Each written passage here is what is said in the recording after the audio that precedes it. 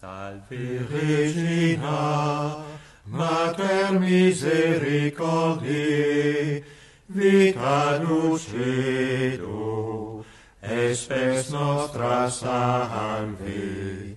A te clamamus, exules filii Eve, a te suspiramus, gementes et flentes, in ac lacrimarum vale.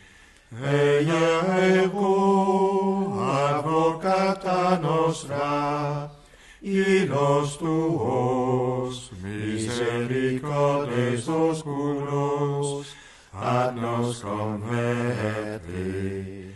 Et Iesum, benedictum fructum ventris tui, nobis post exilium ostende. O clemens, o pia, o dulcis Virgo Maria. Au nom du Père et du Fils et du Saint-Esprit. Amen. Nous continuons notre lecture de saint Alphonse de Liguori, son commentaire du Salve Regina. Marie qui est notre espérance, notre salut. Elle est non seulement l'espérance de tous les êtres humains, Marie est l'espérance des pécheurs. Après avoir créé la terre, Dieu dit, et la Genèse, fit deux grands luminaires, le plus grand pour commander au jour, le plus petit pour commander à la nuit. Le soleil, dit le cardinal Hughes, est la figure de Jésus-Christ, dont la lumière réjouit les justes qui vivent dans le grand jour de la grâce divine.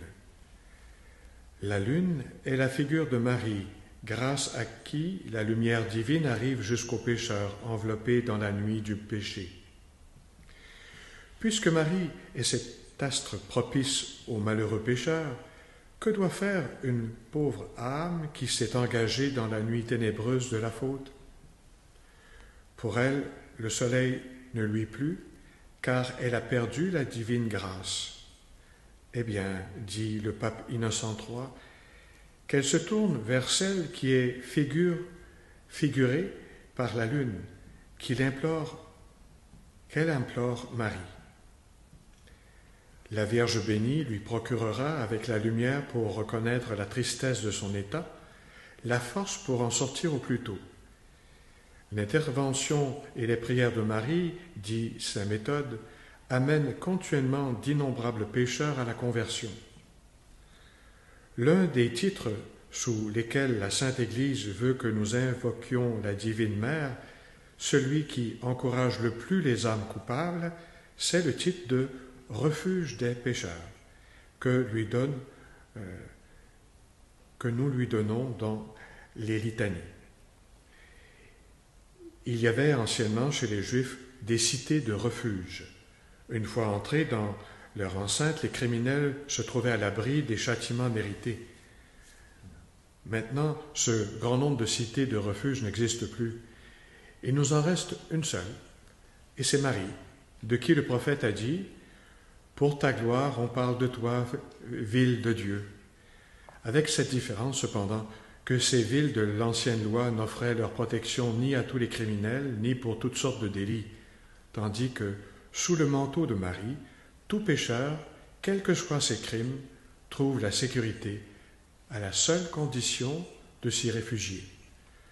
Je suis, fait dire à Marie Saint Jean Damascène, la cité de refuge pour tous ceux qui viennent me demander un abri.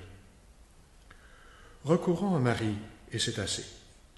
Dès lors, nous avons le bonheur d'être reçus dans la cité de refuge, et nous n'aurons pas même à parler. Notre salut est garanti. Rassemblez-vous, dit le prophète, entrons dans la ville fortifiée, et là faisons silence.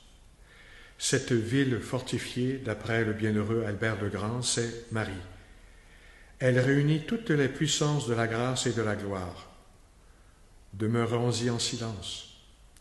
Nous qui avons offensé le Seigneur, dit la glose, nous n'avons pas la hardiesse de lui demander notre pardon, mais Marie priera et intercédera pour nous.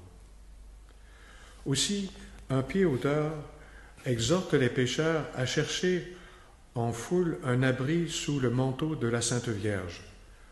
Courez, dit-il à Adam et Ève, courez vous aussi, leurs malheureux enfants, qui avez irrité le Seigneur. Réfugiez-vous dans le sein de cette bonne mère.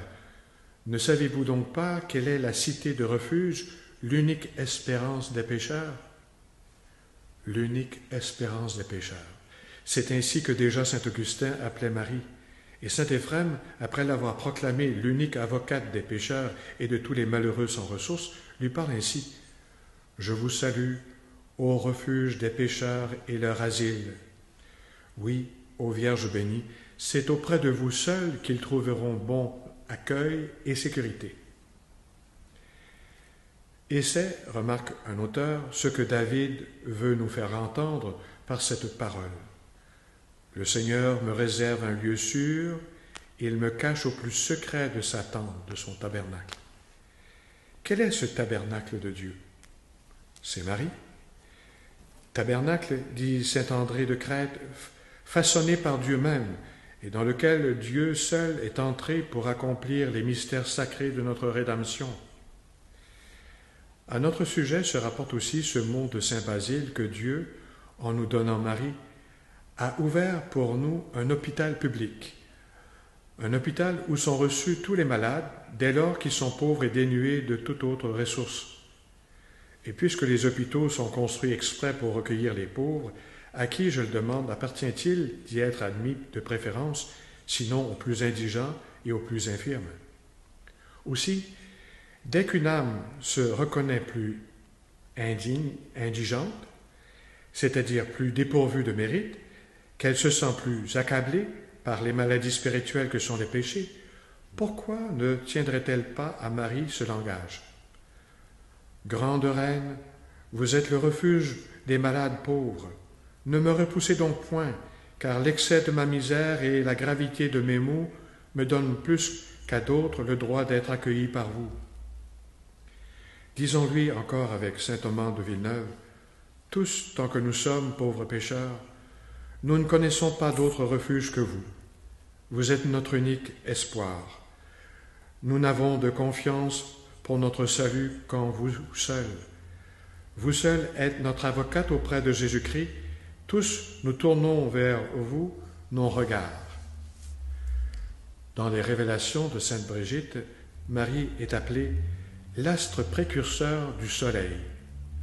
Nous comprenons par là que la dévotion à Marie, quand elle fait son apparition dans l'âme d'un pécheur, est un signe certain que bientôt Dieu viendra l'enrichir de sa grâce. Le glorieux saint Bonaventure, pour inspirer aux pécheurs une vive confiance en la protection de Marie, nous montre ces pauvres pécheurs au milieu des flots déchaînés. Ils sont tombés du vaisseau de la divine grâce, et les voilà ballottés çà et là par les remords de leur conscience et par la crainte des jugements de Dieu. Sans lumière, sans guide, ils sont sur le point de perdre leur dernier souffle d'espérance et d'être précipités dans le désespoir. Mais le Seigneur, les invitant à regarder celle qu'on appelle l'étoile de la mer, Marie, élève la voix pour leur dire « Pauvre âme en perdition, ne désespérez pas. À la lueur de cette radieuse étoile, recommencez à respirer. Reprenez confiance, elle vous fera sortir de la région des tempêtes et vous conduira au port du salut. » Saint Bernard nous adresse une toute pareille exhortation. Si tu ne veux pas être englouti par les flots soulevés, regarde l'étoile, invoque Marie. Vraiment, dit le pieux Louis de Blois, elle est l'unique refuge des âmes tombées dans la disgrâce divine. À tous ceux que la tentation accable, ou le malheur, ou la persécution, elle est un très sûr asile. Cette mère de miséricorde n'est que douce bonté, n'est que suavité, non seulement pour les justes, mais aussi pour les pécheurs et pour les désespérés eux-mêmes. Dès qu'elle les voit à ses pieds, dès qu'elle entend le cri de leur cœur, leur appel au secours, elle leur vient en aide, les accueille, leur obtient le pardon de son Fils. Elle n'en méprise aucun, si indigne qu'il soit. À aucun elle ne refuse sa pitié ni sa protection. Tous, elle les console.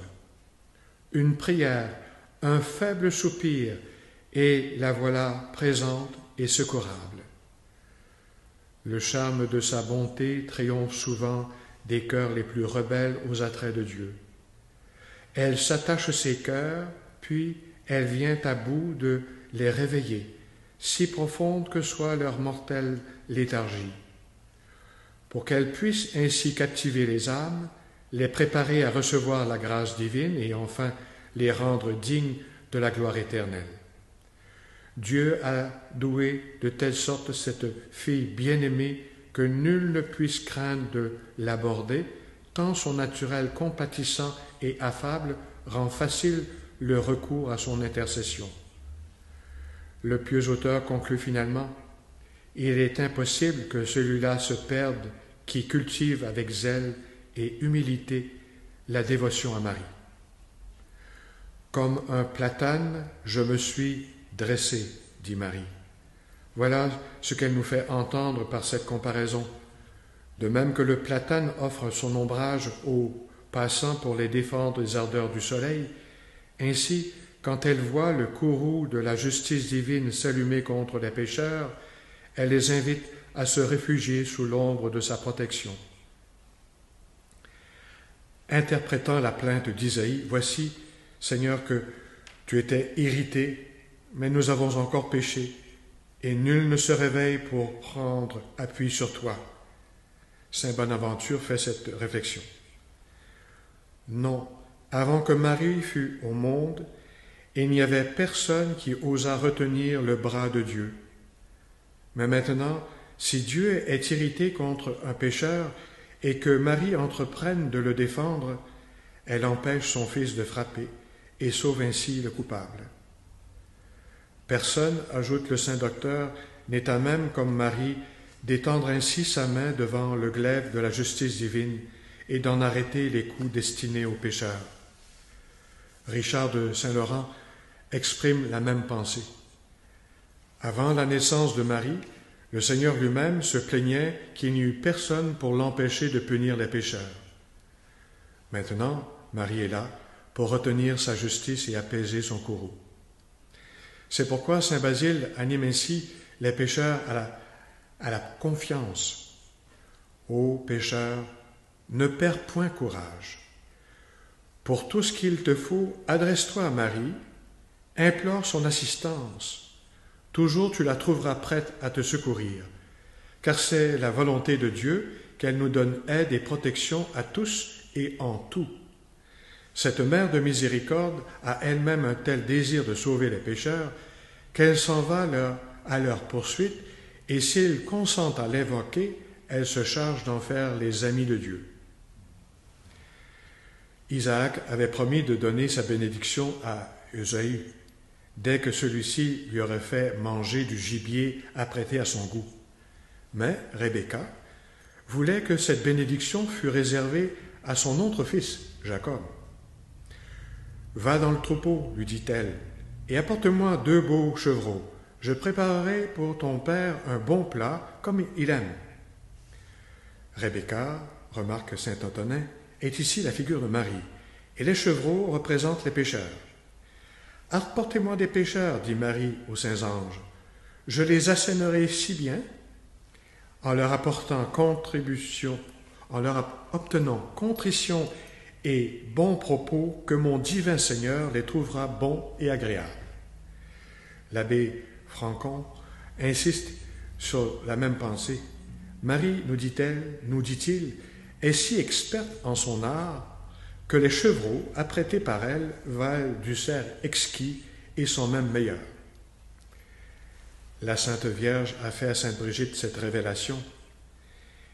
Il naît au monde pécheur si éloigné de Dieu qu'il ne revienne à Dieu et ne recouvre la faveur divine après m'avoir invoqué. La même sainte entendit un jour Jésus-Christ dire à sa mère, « Vous demanderiez grâce et miséricorde même pour Lucifer, s'il vous en priait humblement. » Non, cet esprit superbe ne s'abaisserait jamais à implorer la protection de Marie, mais si, par impossible, il en venait à cet acte d'humilité, Marie est si bonne qu'elle demanderait, et si puissante qu'elle obtiendrait son pardon et son salut. Ce qui est irréalisable pour le démon devient une réalité pour les pécheurs qui recourent à cette mère de miséricorde.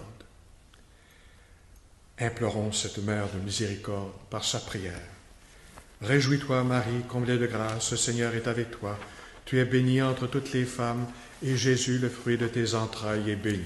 Sainte Marie, Mère de Dieu, priez pour nous pécheurs, maintenant et à l'heure de notre mort. Amen. Réjouis-toi, Marie, comblée de grâce, le Seigneur est avec toi. Tu es bénie entre toutes les femmes, et Jésus, le fruit de tes entrailles, est béni. Sainte Marie, Mère de Dieu, priez pour nous pécheurs, maintenant et à l'heure de notre mort. Amen. Réjouis-toi, Marie, comblée de grâce, le Seigneur est avec toi. Tu es bénie entre toutes les femmes, et Jésus, le fruit de tes entrailles, est béni. Sainte Marie, Mère de Dieu, priez pour nous pécheurs, maintenant et à l'heure de notre mort. Amen.